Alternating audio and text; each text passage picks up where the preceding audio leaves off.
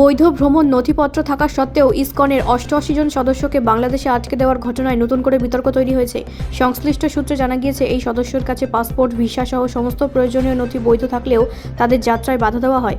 ঘটনাটি ঘিরে ইসকন মহলে উদ্বেগ ছড়িয়েছে। সংগঠনের পক্ষ থেকে জানানো হয়েছে, তারা সম্পূর্ণ আইন মেনেই বাংলাদেশে প্রবেশ বা প্রস্থান করার চেষ্টা করেছিল, কিন্তু হঠাৎ করেই তাদের আটকে দেওয়া হয়, যার কোনো স্পষ্ট ব্যাখ্যা এখনও পর্যন্ত মেলেনি। প্রশাসনিক সূত্রে ইঙ্গিত দেওয়া হয়েছে যে নিরাপত্তা সংক্রান্ত কারণে এই পদক্ষেপ নেওয়া হতে পারে, তবে এই বিষয়ে সরকারিভাবে বিস্তারিত কিছু জানানো হয়নি।